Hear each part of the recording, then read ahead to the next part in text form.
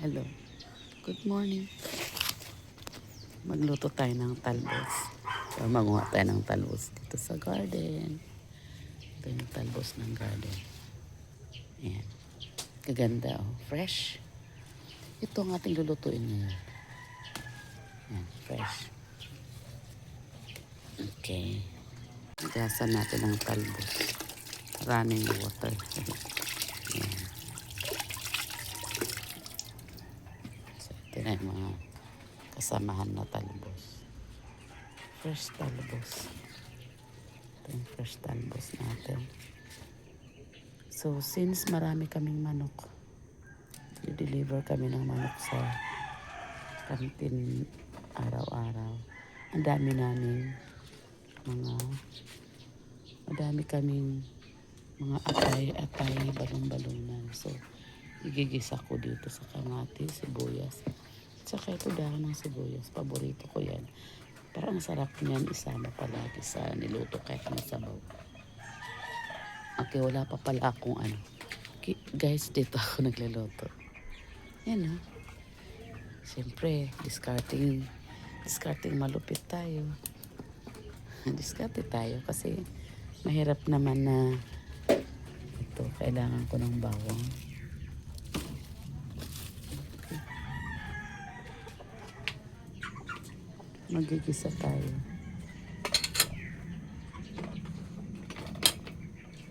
Ayan. So,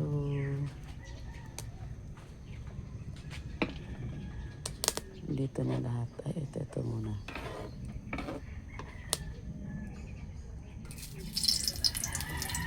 Ang hirap naman, guys. Okay. Mag-isa na tayo. Isa tayo bawang, sibuyas, kamatis. Bawang. Sama-sama ko na tayo. Bawang, sibuyas, kamatis.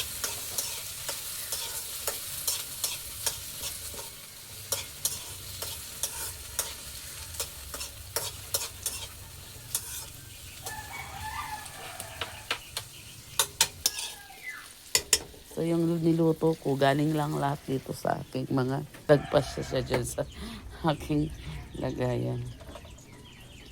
Hindi ako makamove on sa talong. Kasi ang haba. Ito guys, ginawa kong pamaypay.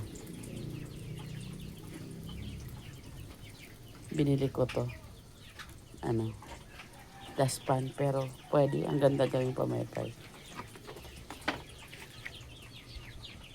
Okay, balik tayo dito sa talong. At balik tayo dito.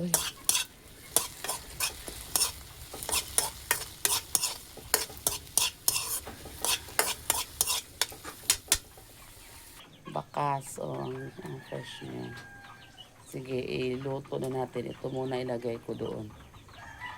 Okay. After mga 5 minutes, ito na po. Yan o. Kita niyo, ang ganda naman ng kulay. Ang ganda naman ito.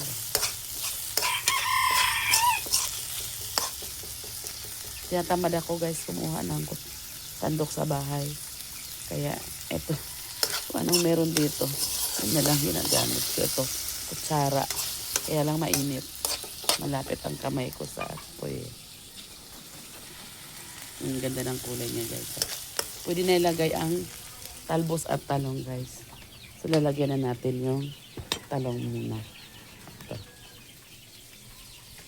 Lagyan natin dito. So nilutong halo-halo. Di ko alam to kung anong tawag dito guys ha. Basta kung ano yung nasa garden ko, siyang niluluto ko. Ayan. Then, may duyan ako dyan guys. So, pahingahan kami dito sa garden. Ayan, may bani. Ganyan. Probinsya talaga. Kahit nasa Metro Manila tayo, pwede tayo mag-probinsya style. Ayan. Iluto muna natin yung talong. Igisa muna natin yung talong. Siguro naman ang madali lang tumaluto. Kaya isusunod ko na kaagad ang talbos. Ito guys, ang talbos ko. Bakit may talong at talbos? Ngayon lang kayo nakakita ng lutong ganyan. Basta ginisang gulay lang ang tawag dito. Masarap kasi presko ang lahat. Yung atay balon-balunan namin. Ayan po. Ayan po. Ating mga alagang manok. So fresh po lahat. Saglit. Yan po guys. Mamaya tikman natin ang ating niluto. Hello, excited na ba kayo? Matikman ang ating gulay. Ako excited na. Sobra. Siyempre ako nagluluto. Okay, so nakain ako ng half rice. Ay, half rice. Tama ah. Half rice lang to. Kaya lang parang kakapusin to. Dahil ang ulam ay gulay. So ito na po ang ating gulay. Yan po ang ating gulay. Okay, kakain na po tayo. Kain tayo guys. Titikman natin. Ayan. So, tikman natin ang ating gulay. Wait lang. Yung talong. Ito oh. Talong, talbos, kamatis. Ayan, nandyan lahat. Talong, talbos, kamatis. At marami pang ibang gulay.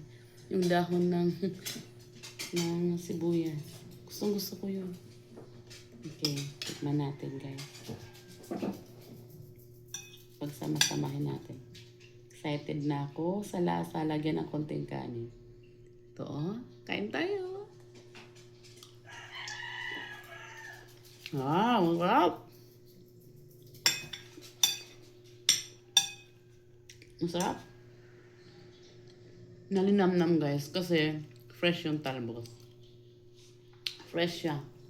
At saka yung talong. Napakasarap yung lasa. Tapa.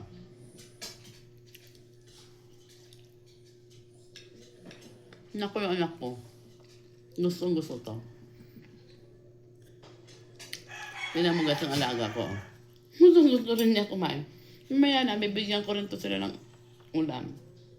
Yung dog food nila, palagi namin nilalagyan ng kung anong ulam meron kami. Kaya nasanay sila sa ulam. Hinahalo sa dog food. Beef! Hi, say hello, beef! Gusto nang kumain. Umakit talaga dito sa tabi ko. Mamaya ka na. Kain muna ako. Sarap.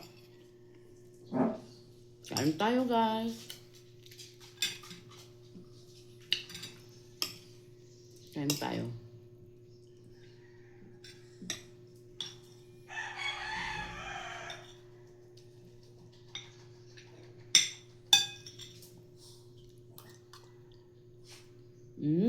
Sarap.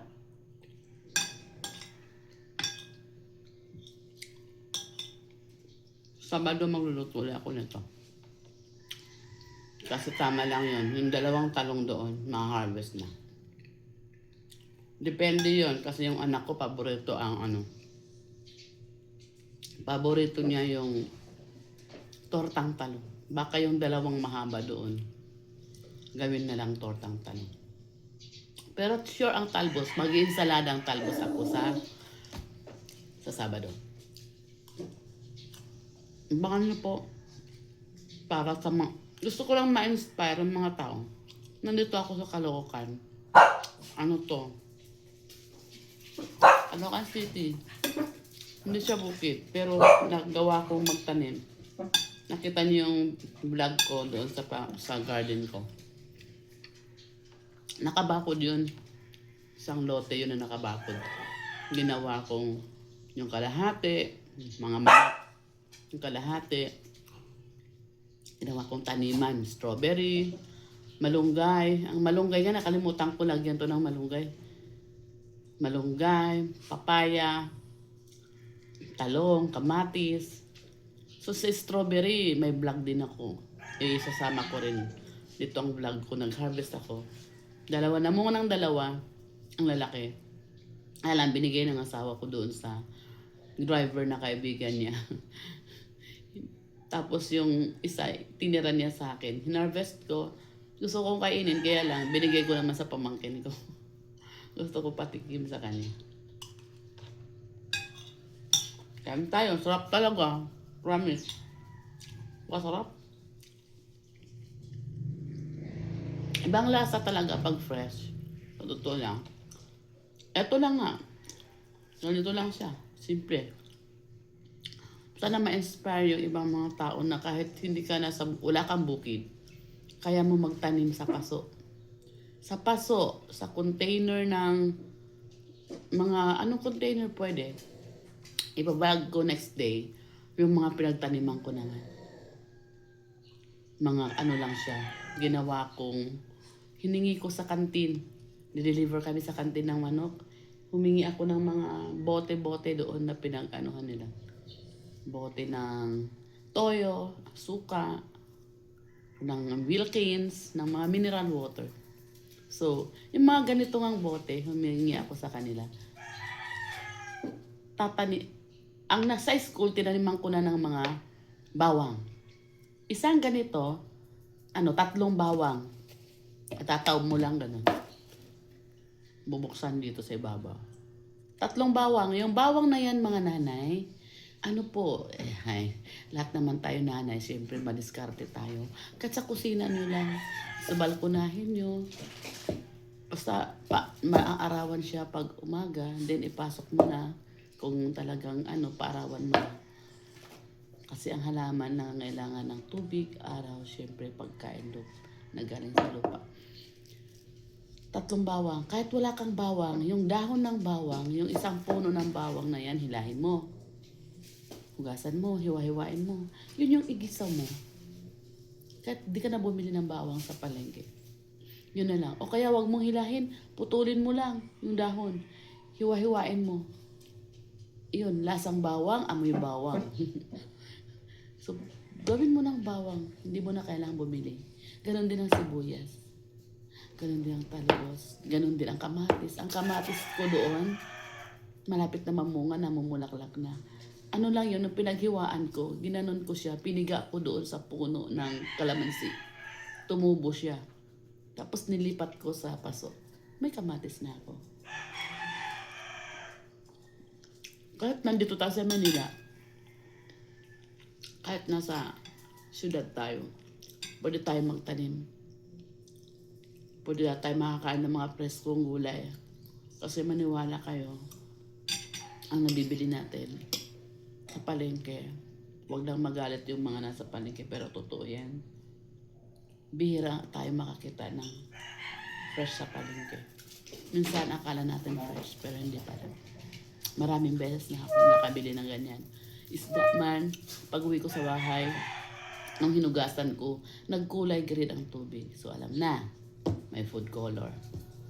Gulay man, talbos. Kaya nga nainganyo ako magtanim kasi yung talbos, bumili kami. Ang ganda, fresh na fresh. Pero nung niluto namin, hindi mo makain, napakatigas. Niluto ko ulit, pinakuluan ko ulit. Inulit ko, matigas pa rin. So, napaka-fresh niya kasi pinatigas nila.